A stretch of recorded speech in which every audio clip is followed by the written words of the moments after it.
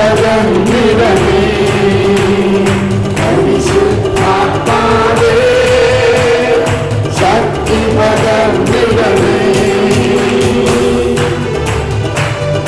പരിശുദ്ധാത്മാവിന്റെ ശക്തി, പരിശുദ്ധാത്മാവിന്റെ ബലം, പരിശുദ്ധാത്മാവിന്റെ സാമർത്ഥ്യം, വരദാനങ്ങൾ നമ്മളിൽ ജ്വലിക്കുന്നതിന് വേണ്ടി ആദിമ സഭയിലെ പോലെ, പൗലോസ് അപ്പോസ്തലനെ പോലെ നമ്മൾ ആത്മാവിൽ ജ്വലിക്കുന്നവരാകണം. ദൈവത്തിന്റെ സ്നേഹവും കരുണയും ഒഴുകുന്നവരാകണം. എല്ലാവരും കരങ്ങൾ ഉയർത്തി അടിച്ചുകൊണ്ട് ആവേശത്തോടെ ആത്മാവ് നമ്മളിൽ വന്ന് നിറഞ്ഞിരിക്കുന്നു. ഇനി ആ ആത്മാവിനോട് സഹകരിച്ചാൽ മതി.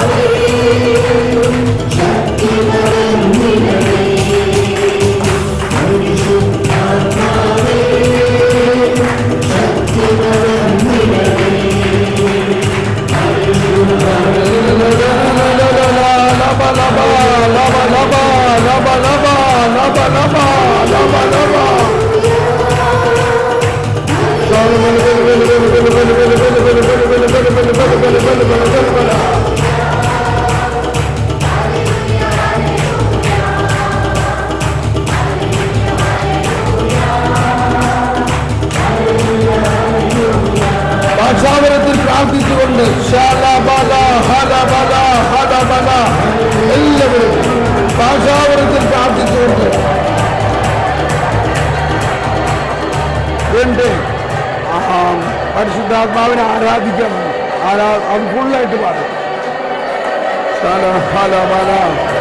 പരിശുദ്ധാത്മാവാം ദൈവമേ, പിതാവിനും പുത്രനും സമനായ ദൈവമേ, പിതാവിനോടും പുത്രനോടും ഒപ്പം ആരാധിക്കപ്പെടുന്ന ദൈവമേ, പിതാവിൽ നിന്നും പുത്രൻ ഉത്ഭവിക്കുന്ന ദൈവമേ, ജീവദാതാവായ ദൈവമേ, കരുണാസമ്പന്നനായ ദൈവമേ, സ്നേഹം തന്നെയായ ദൈവമേ, കൃപാസമുദ്രമായ ദൈവമേ,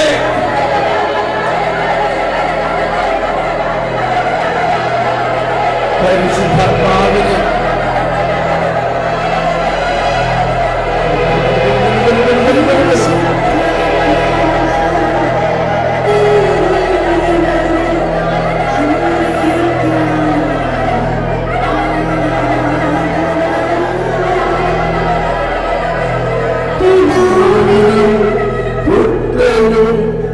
സമനായ ദൈവമേ,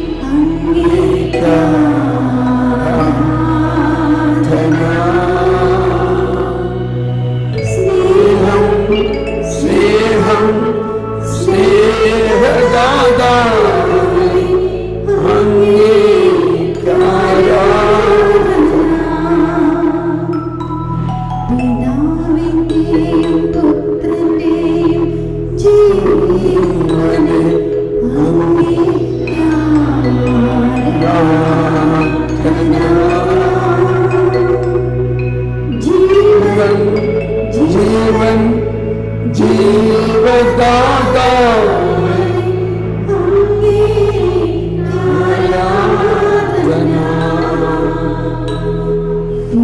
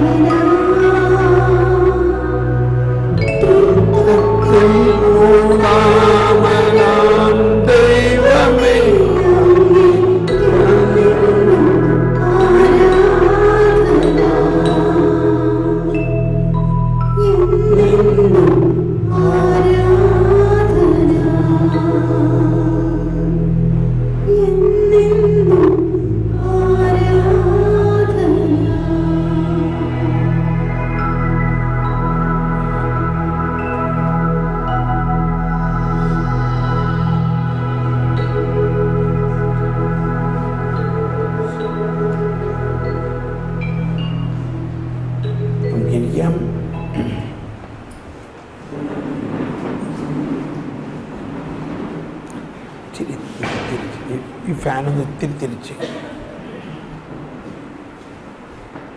താഴെ താങ്ക് യു. നമ്മൾ പറഞ്ഞു വരുന്ന കാര്യം വളരെ പ്രധാനമായൊരു കാര്യമാണ്. എന്നാൽ മനസ്സിലാക്കാൻ ആകെ കൂടി സാധിക്കുന്ന ഒരു കൂട്ടര് ഈ നവീകരണത്തിൽ കുറേ ധ്യാനങ്ങൾ കൂടിയിട്ടുള്ളവർക്ക് മാത്രമേ ഇത് മനസ്സിലാവുള്ളൂ. മനസ്സിലാവുന്നുണ്ടോ? പൗലോസ്ലീഹയുടെ ഒരു മാതൃക നമ്മളെടുത്താൽ മതി. പൗലോസ്ലീഹ ഈ പരിശുദ്ധാത്മാവിൻ്റെ വരങ്ങളെക്കുറിച്ചും ആ പരിശുദ്ധാത്മാവിൻ്റെ പ്രവർത്തനമാണ് പുതിയ ശുശ്രൂഷ എന്ന് പറയുന്നത്. എന്താണ് ശുശ്രൂഷ? പരിശുദ്ധാത്മാവിൻ്റെ ശുശ്രൂഷയാണ്. അതാണ് ആ 2 കൊരിന്ത്യർ 3 നമ്മൾ കേട്ടു. ആത്മാവിൻ്റെ ശുശ്രൂഷ ആണോ വലുത്, അതോ നിയമത്തിൻ്റെ ശുശ്രൂഷയാണോ വലുത്? പറയും, ഒന്ന് പറയേ. അതെ, ഇപ്പോൾ വാസ്തവത്തിൽ ഇത് നമ്മളിപ്പോൾ കേൾക്കുമ്പോൾ നമ്മളങ്ങ് അന്ധം പെടുകയാണ്. കാരണം നമ്മൾ വേറൊരു അന്ധതയിലാണ് ഇത്രയും നാൾ. നമ്മളെ പഠിപ്പിച്ചേക്കുന്നത് ചെറുപ്പം മുതലേ നിയമം അനുസരിച്ചില്ലെങ്കിൽ നീ നരകത്തിൽ പോകും, പാപം ചെയ്യുകയാണെങ്കിൽ നീ നരകത്തിൽ പോകും. പോവില്ലേ? കണ്ടോ, എല്ലാവരും അങ്ങനെ പറഞ്ഞു. അപ്പോൾ ഈ എല്ലാവരെയും പാപം ചെയ്യണവരെയൊക്കെ അന്വേഷിച്ച് കണ്ടുപിടിച്ച് നരകത്തിൽ കൊണ്ടുപോകാനാണ് കർത്താവ് ചോദിച്ച് വന്നേക്കണത്, അല്ലേ? ആണോ? പറയും. ഒരു കൊച്ചു ചോദിക്കുകയാണ്, ബ്രദറെങ്കിലേ ഞാൻ അടുത്ത ഞായറാഴ്ച കുർബാന കൈക്കൊള്ളാൻ പോവുകയാണ്. അത് കഴിഞ്ഞ് പിന്നെ ഞാൻ എന്തെങ്കിലും പാപം ചെയ്താൽ ഉടനെ എന്നെ നരകത്തിൽ കൊണ്ടുപോകല്ലേ? അപ്പോൾ അമ്മ പറയാണ്, ഇങ്ങനെയൊക്കെ പറഞ്ഞില്ലെങ്കിലേ ഇവർ ഭയങ്കര അതിക്രമമൊക്കെ ചെയ്ത് കളയും. അപ്പം ഈ അമ്മയുടെ വിശ്വാസം നോക്ക്. അപ്പം ആ വിശ്വാസമാണ് നമ്മുടെ പൈതൃകം, അല്ലെങ്കിൽ നമ്മൾ മറ്റുള്ളവരിലേക്ക് പകരണത്. ഇതിലാണ് നവീകരണം വന്നത്. പക്ഷെ ആ നവീകരണത്തിൽ നമ്മൾ പുറത്ത് പോയിക്കൊണ്ട് ഈ സ്വാതന്ത്ര്യത്തിൻ്റെയും സ്നേഹത്തിൻ്റെയും കരുണയുടെയും സുവിശേഷത്തിൻ്റെ നവീകരണം നമ്മൾ ആദ്യകാലങ്ങളിലൊക്കെ ഉണ്ടായിരുന്നു. പക്ഷെ ഇപ്പോൾ പുറത്ത് പോയി ശാപത്തിൻ്റെയും ശിക്ഷയുടെയും കുറ്റബോധത്തിൻ്റെയും ഒക്കെ സുവിശേഷമാണ് എന്ന് പറഞ്ഞാൽ വചനപ്രഘോഷണം. സുവിശേഷം അല്ലാതെ വിളമ്പളം. ഒരാൾ ധ്യാനം കൂടെ അവിടെയുണ്ട്, കണ്ടില്ലേ? മറച്ചു വച്ചിരിക്കുകയാണ്. ഇതാ കർത്താവ് പറഞ്ഞത്, ഇത് മറച്ചു വയ്ക്കാൻ പാടില്ല, ഇത് ടേബിളിൻ്റെ മറച്ചു വയ്ക്കണമെന്ന്.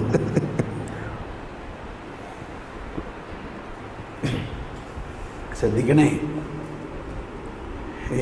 നിങ്ങൾ പലരും ഇവിടെ ധ്യാനം കൂടാൻ വന്നപ്പോൾ ആദ്യം വിചാരിച്ചിരുന്നു സീറ്റ് കിട്ടുമോ എന്ന് പേടിയായിരുന്നു. അത്രയ്ക്ക് വലിയ ഒരു ജനം ഉണ്ടാകാനുള്ള സാധ്യതയുണ്ട് തോമസ് പൂവത്തിൽ. പക്ഷേ ഇപ്പം മനസ്സിലായി ഇതങ്ങനെ ഒരുപാട് പേർക്ക് വേണ്ടിയുള്ളതല്ല, ഇല്ലേ?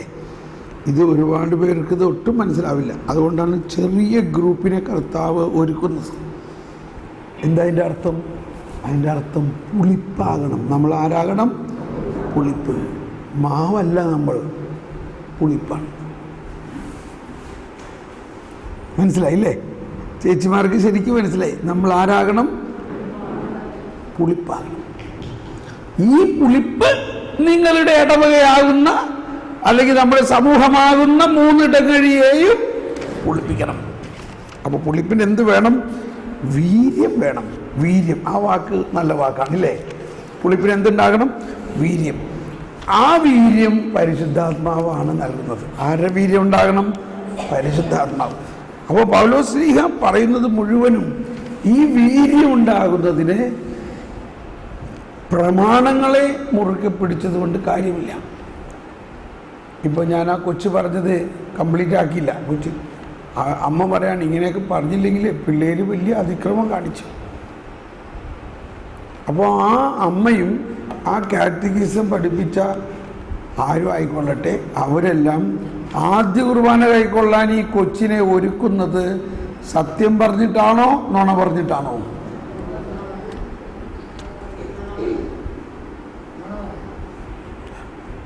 നുണ എന്നുള്ള വാക്ക് നമുക്ക് പറയാനൊരു മടിയാണ് ഇല്ലേ? സത്യം അല്ല പറഞ്ഞത്. കർത്താവ് പറഞ്ഞത് എന്താണ്? അവർ സത്യം അറിയണം. സത്യം അറിയുമ്പോൾ സത്യം അവരെ സ്വതന്ത്രരാക്കും. സത്യം അവരെ എന്താക്കും? സ്വതന്ത്രരാക്കും. അവരല്ല അവരെ സ്വതന്ത്രരാക്കുന്നത്. ആരാ സ്വതന്ത്രരാക്കുന്നത്? സത്യം. എന്താണ് സത്യം? സത്യം ഇതാണ്, കർത്താവ് ഈശോ മിശിഹ നിന്റെ പാപങ്ങൾ സിന്ദൂരം പോലെ കടും ചുവപ്പാണെങ്കിലും അതെല്ലാം മഞ്ഞുപോലെ വെണ്മയുള്ളതാക്കി ലോകത്തിന്റെ പാപം നീക്കുന്ന ദൈവത്തിന്റെ കുഞ്ഞാടായ കർത്താവ് ഈശോ മിശിഹ നിന്റെ പാപം മുഴുവനും ഏറ്റെടുത്ത് കഴിഞ്ഞിരിക്കുന്നു എന്നതാണ് സത്യം. കഴിഞ്ഞോ? അത് നടക്കാനുള്ള സംഭവമാണോ? കഴിഞ്ഞു. ഇത് പറയുമ്പോൾ ചിലർ ചോദിക്കണ്ട, അപ്പം ബ്രദർ പറയണത് ഈ പന്തക്കോസ്തക്കാരെ പോലെ നമ്മൾ രക്ഷിക്കപ്പെട്ടു എന്നാണോ പറയണേ? പന്തക്കുസ്തക്കാർ പറയണത് കൊണ്ടല്ല നമ്മൾ രക്ഷിക്കപ്പെട്ടത്. അവരെപ്പോഴും പറയണത് അങ്ങനെയല്ലേ, ഞങ്ങൾ രക്ഷിക്കപ്പെട്ടു.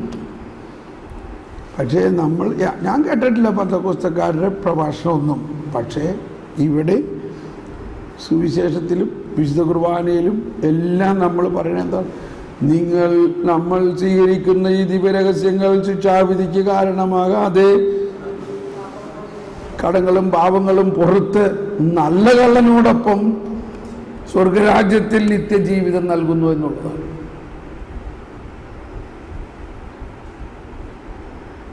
അപ്പം ഞാൻ ഈ അമ്മയോട് ചോദിച്ചു, നമ്മൾ ഇവനെ ഇങ്ങനെ പേടിപ്പിച്ച് കുർബാന സ്വീകരിപ്പിച്ചത് കൊണ്ട് അവൻ്റെ വിശ്വാസം അധോഗതിയിലേക്കല്ലേ പോണേ? അവൻ സത്യമറിയാതെ ഒരു നുണയെ പടുത്തുയർത്തുകയല്ലേ ചെയ്യണേ? പക്ഷേ അതിൻ്റെ വേറൊരു രസം എന്താണെന്ന് വെച്ച് കഴിഞ്ഞാൽ ഇവന് ആ നുണ മനസ്സിലാവുന്നുണ്ട്. അതുകൊണ്ടല്ലേ അവൻ എൻ്റെ അടുത്ത് വന്ന് ചോദിച്ചേ. ഇവന് ഇത് മനസ്സിലാവുന്നുണ്ട്, കർത്താവ് അങ്ങനെ ചെയ്യാനൊരു വഴിയില്ല. കർത്താവ് അപ്പോൾ അവൻ്റെ ഉള്ളിൽ നിന്ന് ഒരു ആത്മാവിൻ്റെ ചോദ്യം, അങ്ങനെ എന്നെ നരകത്തിൽ കൊണ്ടുപോകുമോ?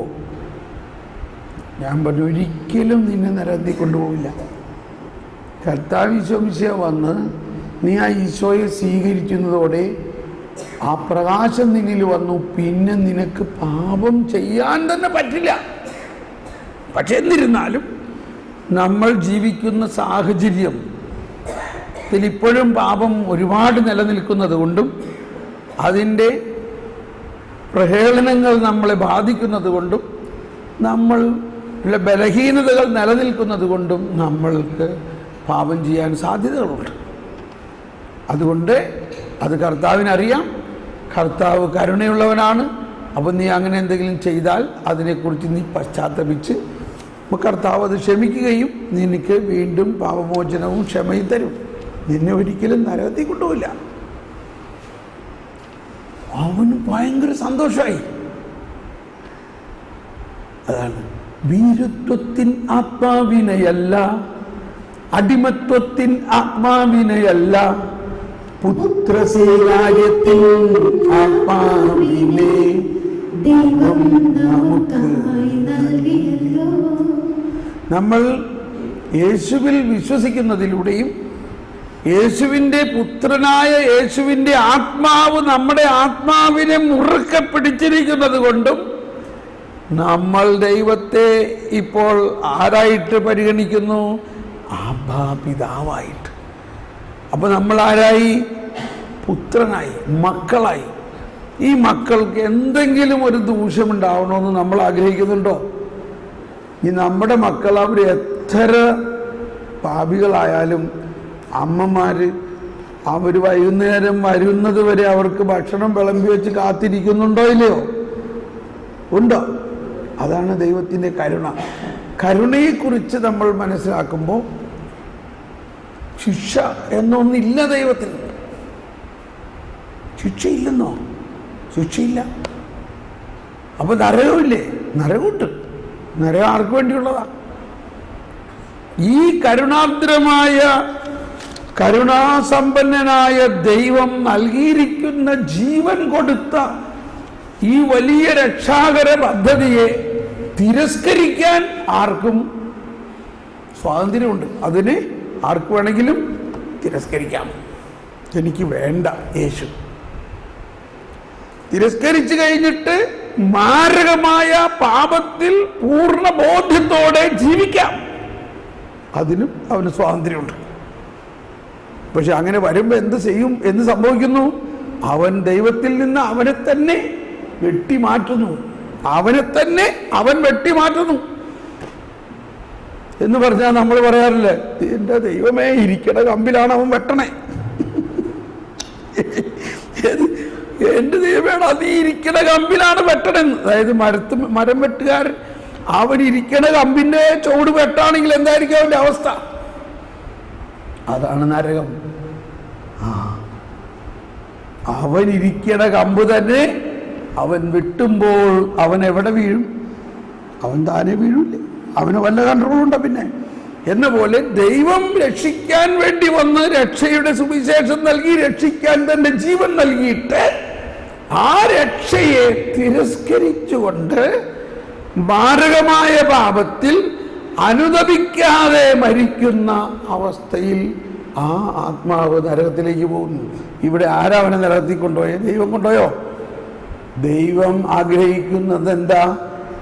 1 തിമോത്തി 2:3-4 വചനത്തിൽ പറയുന്നത് എല്ലാവരും രക്ഷിക്കപ്പെടണമെന്നും എല്ലാവരും സ്വർഗത്തിലേക്ക് വരണമെന്നുമാണ് ആരാഗ്രഹിക്കുന്നത്? ദൈവം ആഗ്രഹിക്കുന്നത്.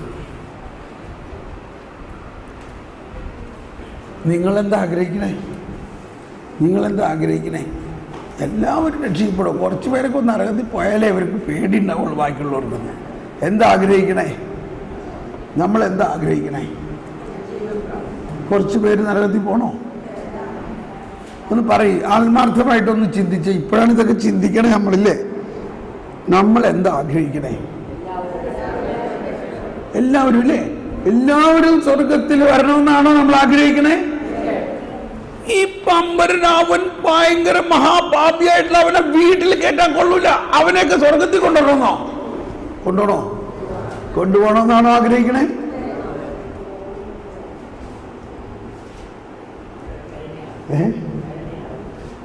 എന്താ പറഞ്ഞേ? അതാണ് കരുണ. മത്തായിനെ കണ്ടപ്പോ കാണുന്നതേ അവർക്ക് ഇഷ്ടമല്ല. ആർക്ക്? പരിസയർക്ക്. മത്തായി അതിലെ പോവാണെങ്കിൽ ഇവർ ഈ വശത്ത് കൂടി പോകും. അവൻ്റെ മുഖത്ത് നോക്കരുത്. അത്രയ്ക്ക് മോശമായ മനുഷ്യനാണവൻ. അവൻ്റെ വീട്ടിൽ പോണ പ്രശ്നമില്ല. ചുങ്കക്കാരനും പാപിയും. പക്ഷേ കർത്താവ് മത്തായിയിൽ ആരെ കാണുന്നേ? മത്തായിയിൽ കർത്താവ് കണ്ടത് ആരാ? മത്തായിയുടെ പാപകൂമ്പാരത്തെയാണോ കാണുന്നത്? മത്തായിയിൽ കർത്താവ് ആരെയാണ് കണ്ടത്? പറഞ്ഞു. ആരെ കണ്ടു? പറയും. എന്താ നിങ്ങളൊന്നും പറയാത്തേ? ആകെ പേടിച്ചിരിക്കുകയായിരിക്കും. പേടിക്കണ്ട. എന്താ കണ്ടേ? ഒരു ഉത്തരം എന്താണ്? ഒരു ശിഷ്യനെ കണ്ടു. ഒരു ഉത്തരം. ഇനി വേറൊരു ഉത്തരം. ഇനി എന്താ? നിഷ്കളങ്കനായ പാപി. അത് ഇത്തിരി കൂടി പോയി. വേറെ ഒരു ഉത്തരം പറയും.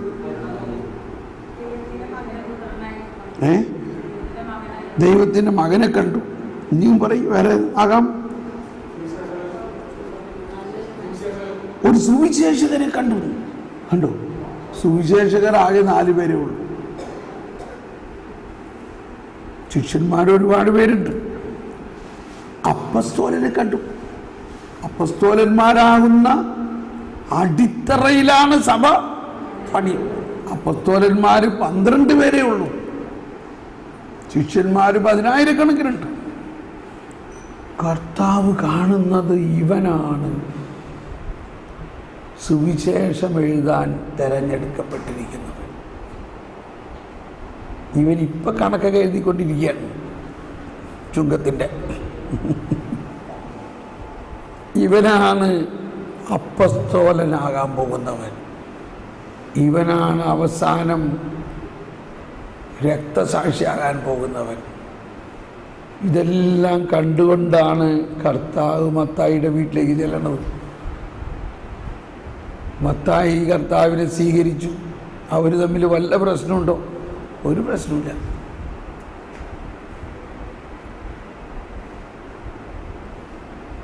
മത്തായിയെ കർത്താവിന് ഇഷ്ടം, മത്തായിക്ക് കർത്താവിന് ഇഷ്ടം. പക്ഷേ വീട്ടിൽ കയറാണ്ട് കുറേ പേര് അതിൻ്റെ പുറത്ത് നിന്നിട്ട് പറയാണ്, നിങ്ങളുടെ ഗുരു എന്തുകൊണ്ടാണ് ഈ പാപികളുടെയും ചുങ്കക്കാരുടെയും ഒക്കെ വീട്ടിൽ കയറണം? അത് തെറ്റല്ലേ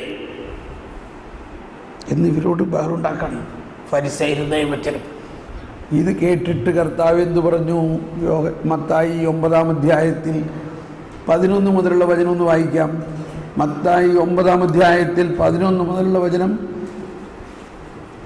ഫരിസയർ ഇത് കണ്ട് ശിഷ്യന്മാരോട് ചോദിച്ചു, നിങ്ങളുടെ ഗുരു ചുങ്കക്കാരോടും പാപികളോടും കൂടെ ഭക്ഷിക്കുന്നത് എന്തുകൊണ്ട്? ഇത് കേട്ട് അവൻ പറഞ്ഞു, ആരോഗ്യമുള്ളവർക്കല്ല രോഗികൾക്കാണ് വൈദ്യനെ കൊണ്ട് ആവശ്യം. ബലിയല്ല കരുണയാണ് ഞാൻ ആഗ്രഹിക്കുന്നത് എന്നതിൻ്റെ അർത്ഥം നിങ്ങൾ പോയി പഠിക്കുക. ഞാൻ വന്നത് നീതിമാന്മാരെ വിളിക്കാനല്ല, പാപികളെ വിളിക്കാനാണ്.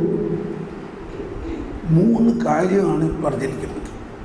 അതിൻ്റെ സെൻട്രൽ പോയിന്റ് ഈ 3 കാര്യത്തിൽ നടുവിലെ കാര്യമാണ് ആദ്യം എടുക്കേണ്ടത്. എന്താ? നിങ്ങൾ പോയി പഠിക്കുവിൻ. ഒന്ന് പറഞ്ഞ എല്ലാവരും, നിങ്ങൾ പോയി പഠിക്കും. അതിനാണ് ഈ ധ്യാനം എന്നൊക്കെ പറയണത്. എന്ത് പഠിക്കണമെന്നാ? ഒന്നുകൂടി പറഞ്ഞ്, നിങ്ങൾ പോയി. ഒന്നുച്ചത്തിൽ പറഞ്ഞ്, നിങ്ങൾ പോയി പഠിക്കുവിൻ. എന്താണ്? പറയൂ. ബലിയല്ല കരുണയാണ് ഞാൻ ആഗ്രഹിക്കുന്നത് എന്നതിൻ്റെ അർത്ഥമെന്തെന്ന് നിങ്ങൾ പോയി പഠിക്കുവിൻ. ഇത് പഴയ നിയമമാണ്. പക്ഷേ ഈ സംഭവം എവിടെയാണ് പഠിക്കേണ്ടത്? പുതിയ നിയമത്തിലാണ്. പുതിയ നിയമം വന്നു കഴിഞ്ഞിരിക്കണം. ഇനി അത് പഠിക്കണം. ബലി അല്ല കരുണയാണ് ഞാൻ ആഗ്രഹിക്കുന്നത് എന്നതിൻ്റെ അർത്ഥമെന്തെന്ന് നിങ്ങൾ പോയി പഠിക്കുവിൻ. അത് എളുപ്പം മനസ്സിലാവില്ല, പ്രത്യേകിച്ച് ഫരിസേയർക്ക്. അതുപോലെ തന്നെ ഇന്നത്തെ നമ്മുടെ ഫരിസേയ ക്രിസ്ത്യാനികൾക്ക്. ഇതൊക്കെ ഞാനടക്കമുള്ള എനിക്ക് അങ്ങനെയാണ് മനസ്സിലായത്. ഇപ്പം ഞാൻ ധ്യാനിപ്പിക്കുക എന്ന് പറഞ്ഞാൽ എന്താ അർത്ഥം? ഞാൻ എല്ലാവരിലും കണ്ടുപിടിക്കുകയാണ് എന്താണ് നിങ്ങളുടെ തെറ്റ്, നിങ്ങളുടെ തെറ്റ്, നിങ്ങളുടെ തെറ്റ്. ഇത് ചെയ്യരുത്, ഇത് ചെയ്യരുത്, ഇത് ചെയ്യരുത്, ഇത് ചെയ്യരുത്, ഇത് ചെയ്യരുത്. ഇതല്ലേ സാധാരണഗതിയിൽ ധ്യാനം. അത് ഫരിസേയ ധ്യാനമാണ്. കർത്താവ് ശോമിച്ച് അങ്ങനെ ആരോടും പറഞ്ഞിട്ടില്ല ഇങ്ങനെ ചെയ്യരുത്, ഇങ്ങനെ ചെയ്യരുത്. കർത്താവ് ശോമിച്ച് പറഞ്ഞേക്കണത് ഇന്നത് ചെയ്യ്, ഇന്നത് ചെയ്യ്, ഇന്നത് ചെയ്യ്. സ്നേഹിക്ക്, സ്നേഹിക്ക്, കൊടുക്ക്, സ്നേഹിക്ക്. ഇത്രയുള്ളൂ. ഇപ്പൊ പറയാണ് ഈ ശോമിച്ച് നിങ്ങൾ പോയി പഠിക്കുവിൻ. എന്നിട്ട് എന്താ? അപ്പൊ ഇത് ആദ്യം എന്താ പറഞ്ഞിരിക്കുന്നത്?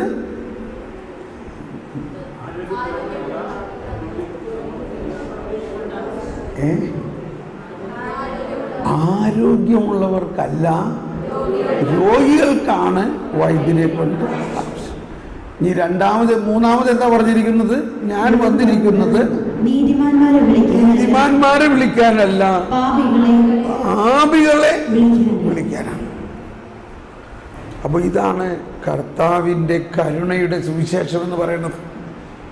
ഇതിനാണ് കരുണയുടെ വർഷം. അതായത് 2016 ആണ്ടിലാണ് സഭയ്ക്ക് വലിയ ഒരു തുറവി വന്നിരിക്കുന്നത്. നമ്മൾ ഈ പറയണമായിരുന്നൊന്നും അല്ല കാര്യത്തിൻ്റെ കിടപ്പ്. നമ്മൾ ഇത്രയും നാളും പറഞ്ഞുകൊണ്ടിരിക്കുന്നതല്ല യഥാർത്ഥത്തിൽ സുവിശേഷം. ഇത് ആരുടെയും തെറ്റല്ല. ഇപ്പം ഈ ബൈബിള് തന്നെ ഇവിടെ ഇപ്പോൾ പ്രായമായവരാരോ ഉള്ളേ, പ്രായമായ മുടി നരച്ച ഒരാളവിടെ കാണുന്നുണ്ട്. ചേട്ടൻ എന്നാ ബൈബിള് കണ്ടത്? ഇതുപോലെയുള്ള ബൈബിള് മുഴുവനായിട്ട് കണ്ടത് എന്നാ? എത്ര വയസ്സിലാണ്? 35 വയസ്സിൽ കണ്ടു. അതായത് ക്രിസ്തു വർഷം എന്നാണ് ഉദ്ദേശം. 1960, 65 അല്ലെങ്കിൽ 70. 1970 വർഷം കഴിഞ്ഞപ്പോഴാണ് നമ്മൾ ഈ ബൈബിൾ ഇതുപോലെ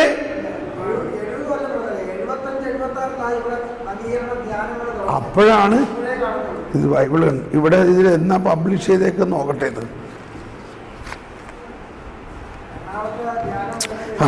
ഇതില് 1981 ഇത് പ്രസിദ്ധീകരിച്ചിരിക്കുന്നത് തന്നെ, ഈ എഡീഷൻ. മനസ്സിലാവുന്നുണ്ടോ? അപ്പം നമ്മൾ വിഷമിക്കൊന്നും വേണ്ട.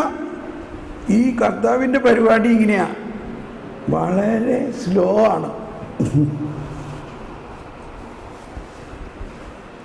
1980-81 ബൈബിൾ ഇതുപോലെ നമ്മളുടെ കൈ കിട്ടിയിരിക്കുന്നത്. എന്നിട്ട് ഈ 25-40 വർഷം കൊണ്ടുണ്ടായ വളർച്ച വാസ്തവത്തിൽ വലിയ ഒരു വളർച്ചയാണ്. പക്ഷെ നമ്മുടെ വളർച്ചയുടെ ഒരു പ്രശ്നം, നമ്മൾ ഈ പഴയ നിയമത്തിലേ ആയിട്ടുള്ളൂ, പുതിയ നിയമത്തിലേക്ക് വന്നിട്ടില്ല. ബൈബിൾ തുറക്കം മുതൽ പറയാം.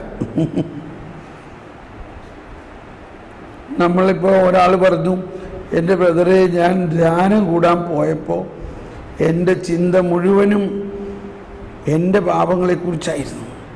പക്ഷെ ധ്യാനം കഴിഞ്ഞതോടുകൂടി എൻ്റെ പാപം മാത്രമല്ല, എൻ്റെ പൂർവീകരുടെ സകല പാപവും തലയിൽ വെച്ചുകൊണ്ടാണ് ഞാനിപ്പോൾ വന്നേക്കണത്. എങ്ങനെ ഇതിനെന്ത് ചെയ്യുമെന്ന് എനിക്ക് അറിഞ്ഞൂടാ. എല്ലാത്തിനും ഞാൻ പരിഹാരം ചെയ്യണം. എനിക്കാകെ അങ്ങ് ജീവിക്കാൻ പോലും താല്പര്യമില്ലാത്ത മാതിരിയായിരിക്കാം. അതിന് പറഞ്ഞിരിക്കുന്ന നിരവധി പരിഹാരങ്ങളാണ് പറഞ്ഞേക്കുന്നത്. ഇതൊന്നും എന്നെക്കൊണ്ട് ചെയ്യാൻ പറ്റുമെന്ന് എനിക്ക് തോന്നണില്ല. ഇതാണോ സദ്വാർത്ത? ഇതാണോ സദ്വാർത്ത? ഇതാണോ സുവിശേഷം? ഇപ്പം എവിടെയാണ് നവീകരണം പോയേക്കണത്? നവീകരണം മുൻപോട്ട് പോകണോ പുറകോട്ട് പോകണോ? നവീകരണം പുറകോട്ട് പോകുന്നു. ഞാനിത് പറയുമ്പോൾ ജെറമിയായിലൊരു വചനം ഓർക്കുകയാണ്. ജെറമിയ 7-ാം അധ്യായത്തിൽ 23-ാമത്തെ വചനം പറയുന്നത് ഇതാണ്: അവർ ഈജിപ്റ്റ് വിട്ട് പോന്നപ്പോൾ അവരോട് ഞാൻ ദഹനബലികളെക്കുറിച്ചോ ഒന്നും പറഞ്ഞില്ല. അവരോട് ഒന്നേ പറഞ്ഞുള്ളൂ, ഞാൻ പറയുന്നത് കേൾക്കുക. എന്നാൽ അത് മാത്രമേ അവർ ചെയ്യാതിരുന്നുള്ളൂ. ഇല്ലേ? 7:23 7:23 എന്നാൽ ഒരു കാര്യം ഞാൻ അവരോട് കൽപ്പിച്ചിരുന്നു. ഒരു കാര്യം മാത്രം ഞാൻ അവരോട് കൽപ്പിച്ചുള്ളൂ. എന്റെ വാക്ക് അനുസരിക്കുവിൻ. തുറന്നു വായിക്കാം. ഞാൻ നിങ്ങളുടെ ദൈവവും നിങ്ങൾ എന്റെ ജനവുമായിരിക്കും. ഞാൻ നിങ്ങളോട് കൽപ്പിക്കുന്ന മാർഗത്തിലൂടെ ചലിക്കുവിൻ. നിങ്ങൾക്ക് ശുഭമായിരിക്കും. എല്ലാവരും ഒന്ന് കരമുയർത്തി ഏറ്റു പറഞ്ഞു തന്ന്. അവരാകട്ടെ അനുസരിക്കുകയോ കേൾക്കുക പോലുമോ ചെയ്തില്ല. അതുകൊണ്ട് തങ്ങളുടെ ദുഷ്ട ഹൃദയത്തിൽ നിന്ന് പ്രേരണയനുസരിച്ച് തന്നിഷ്ടം പോലെ അവർ നടന്നു. അവരുടെ നടപ്പ്, എല്ലാവരും ശബ്ദമുയർത്തി, അവരുടെ നടപ്പ് മുന്നോട്ടല്ല പിന്നോട്ടായിരുന്നു.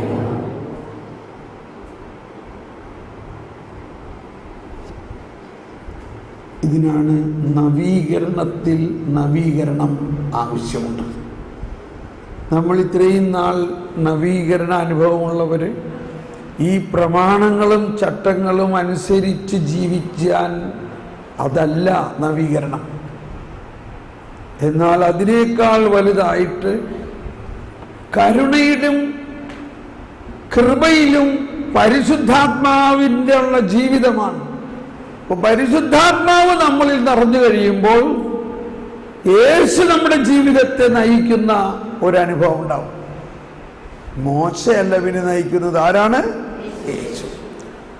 മോശ ദൈവഭവനത്തിൽ ആരായിരുന്നു? മോശ ദൈവഭവനത്തിൽ വൃത്യനെ പോലെ ആയിരുന്നു. എന്നാൽ യേശുവാകട്ടെ ദൈവഭവനത്തിൽ ആരാണ്? മകനാണ്. എബ്രായർ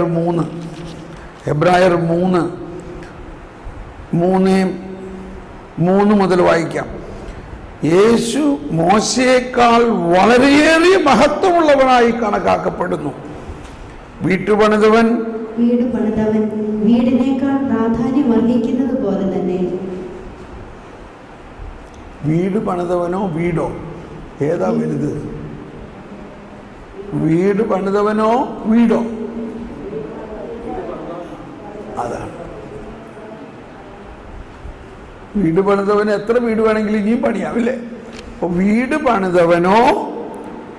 പണിതവൻ വീടിനേക്കാൾ പ്രാധാന്യം അർഹിക്കുന്നത് പോലെ ഓരോ വീടിനും നിർമ്മാതാവുണ്ടല്ലോ. എന്നാൽ സകലത്തിൻ്റെയും നിർമ്മാതാവ് ദൈവമാണ്. തുടർന്ന് വായിച്ചോ. പറയപ്പെടാനിരുന്ന കാര്യങ്ങൾക്ക് സാക്ഷ്യം നൽകുന്നതിന് ദൈവത്തിന്റെ ഭവനം മുഴുവനിലും മോശ വൃദ്ധനെ പോലെ വിശ്വസ്തനായിരുന്നു. ക്രിസ്തുവാകട്ടെ അവിടുത്തെ ഭവനത്തിൽ പുത്രനെ പോലെയാണ്.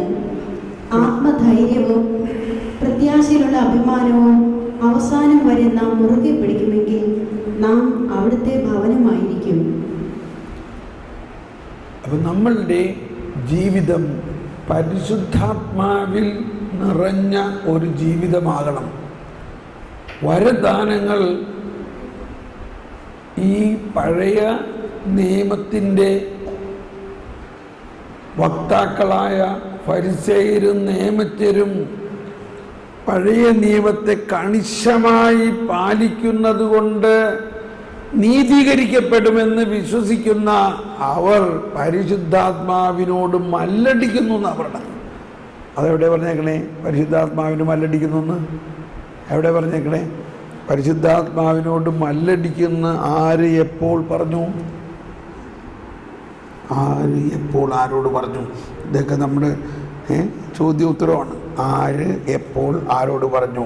അവർ പരിശുദ്ധാത്മാവിനോട് മല്ലടിക്കുന്നവരാണ്. ഓർക്കണില്ല എവിടെയാ എപ്പോഴാണെന്ന് മനസ്സിലാവില്ല അല്ലേ? പെന്തക്കോസ്ത കഴിഞ്ഞിട്ടാണോ? തീർച്ചയായിട്ടും. പെന്തക്കോസ്ത കഴിഞ്ഞ ഉടനെ എന്തുണ്ടായി? പെന്തക്കോസ്ത ഉണ്ടായി. പെന്തക്കോസ്ത ഉണ്ടായി കഴിഞ്ഞ ഉടനെ എന്തുണ്ടായി? ഭയങ്കര പ്രശ്നങ്ങളുണ്ടായി. ഫരിസേയരും നിയമജ്ഞരും എസ്തപ്പാനോസിനെ ഇപ്പൊ മനസ്സിലായി ആരാ പറഞ്ഞില്ലേ? എസ്തപ്പാനോസിനെ കല്ലെറിഞ്ഞ് കൊല്ലാൻ പോയി.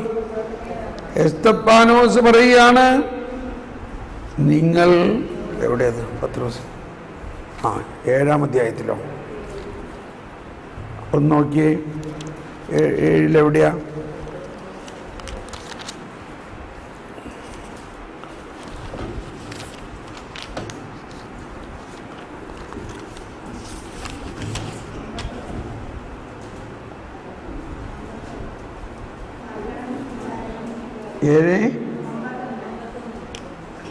51.